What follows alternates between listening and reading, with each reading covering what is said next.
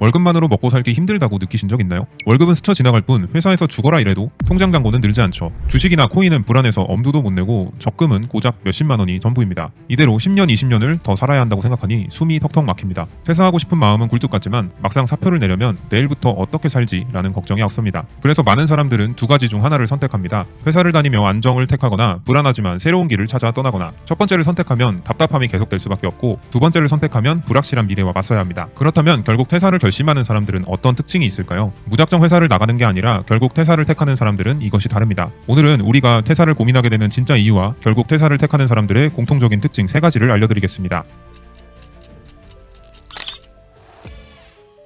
퇴사는 하루아침에 결정되는 게 아닙니다. 처음에는 단순한 불만에서 시작되죠. 출근길이 유독 버겁게 느껴지고 업무는 매일 비슷한데 연봉은 제자리입니다. 물가는 오르는데 월급은 그대로. 회사 생활이 내 미래를 책임져 줄 거라는 확신도 점점 옅어집니다. 처음엔 다들 이렇게 사니까 하며 넘기지만 어느 순간 이게 맞는 걸까 하는 생각이 들기 시작합니다. 그러다 결정적인 순간이 찾아옵니다. 승진에서 밀려나거나 동료들이 하나둘 퇴사하는 모습을 보거나 몇 년을 일해도 내 삶이 그대로인 걸 깨닫는 순간. 그리고 이때 사람들은 크게 두 가지 반응을 보입니다. 하나는 고민만 하다가 결국 지금의 자리를 지키는 것. 다른 하나는 현실을 바꿔야겠다고 결심하는 겁니다. 불안하지만 새로운 길을 찾아 움직이기 시작하는 거죠. 하지만 여기서 중요한 포인트가 있습니다. 퇴사를 고민하는 것과 실제로 퇴사를 결심하는 사람들 사이에는 결정적인 차이가 있습니다. 그럼 결국 퇴사를 택하는 사람들의 공통적인 특징은 무엇일까요? 첫 번째로 목표가 명확한 사람입니다. 단순히 회사가 싫어서 나가는 게 아니라 더 나은 기회를 잡기 위해 혹은 자신만의 일을 하기 위해 명확한 방향을 설정해둡니다. 이제 회사를 나가서 뭐라도 해야지가 아니라 나는 퇴사 후 뭐뭐를 할 거다 라고 확신할 수 있는 사람들. 이런 사람들이 결국 퇴사를 선택합니다. 두 번째로 수익 구조를 준비한 사람입니다. 퇴사 후 가장 큰 현실적인 문제는 돈입니다. 일을 그만둔 순간부터 생활비 압박이 시작되죠. 결국 퇴사를 결심하는 사람들은 퇴사 전부터 부업이든 투자든 어떤 식으로든 안정적인 수익을 만들 준비를 해둡니다. 무작정 사표를 던지는 게 아니라 이제 이 정도면 월급 없이도 몇 개월은 버틸 수 있다는 확신이 있을 때 움직이는 거죠. 그래서 최근 퇴사를 준비하는 사람들이 가장 많이 선택하는 방법이 유튜브, 전자책, 온라인 강의 같은 자산형 수익 모델입니다. 회사에 다니면서도 차근차근 준비할 수 있고 퇴사 후에도 꾸준히 수익을 만들 수 있기 때문이죠. 세 번째로 도망이 아닌 전략을 택한 사람입니다. 퇴사를 고민하는 많은 사람들은 힘들어서 혹은 회사가 싫어서 그만두고 싶어 합니다. 하지만 퇴사를 결심하는 사람들에게 퇴사는 탈출이 아니라 계획된 선택입니다.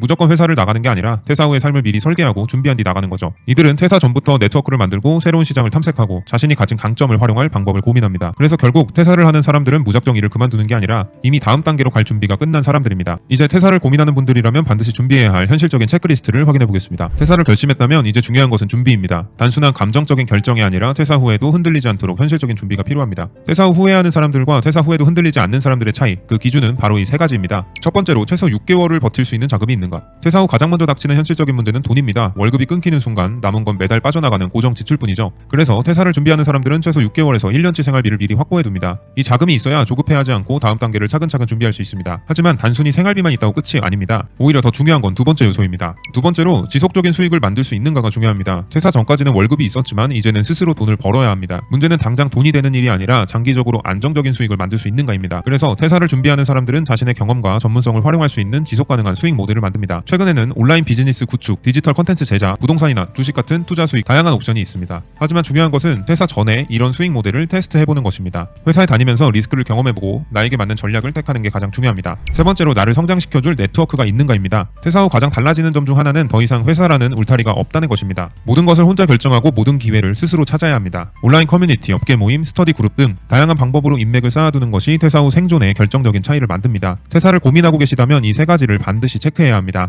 그렇다면 현실적으로 퇴사 후 가장 안정적인 수익을 만들 수 있는 방법은 무엇일까요? 요즘 많은 분들이 선택하는 방법은 바로 유튜브입니다. 직장 생활에서 쌓은 전문성을 콘텐츠로 만들 수 있고 시간과 장소에 구애받지 않는 자유로움까지 얻을 수 있기 때문이죠. 앞서 말씀드린 것처럼 유튜브는 이제 단순한 영상 플랫폼이 아닙니다. 여러분의 경험과 전문성을 콘텐츠로 만들어 안정적인 수익 구조를 만들 수 있는 자산이 될 수 있죠. 실제로 많은 2030들이 퇴사 전부터 유튜브를 통해 부업을 시작하고 퇴사 후에도 꾸준한 수익을 만들어가고 있습니다. 결국 퇴사 후에도 안정적으로 살아남는 사람들은 퇴사 전에 확실한 수익 구조를 만들어둔 사람들이었습니다. 퇴사는 더 나은 삶을 위한 선택이 되어야 합니다. 준비된 사람에게는 퇴사가 불안이 아닌 기회가 될 수 있습니다. SBS 아카데미에서는 유튜브 크리에이터 과정을 운영하고 있습니다. 영상 제작 기초부터 채널 운영, 수익화 전략까지 실제 성공한 크리에이터들의 노하우를 기반으로 체계적인 커리큘럼이 준비되어 있습니다. 그리고 중요한 점은 이 모든 과정이 국비 지원으로 경제적 부담을 덜 수 있다는 것입니다. 유튜브를 고민하고 있다면 고정 댓글을 확인하고 무료 상담을 받아보세요. 오늘 영상이 도움이 되셨다면 구독과 좋아요도 부탁드립니다. 다음에도 유익한 정보로 찾아뵙겠습니다. 감사합니다.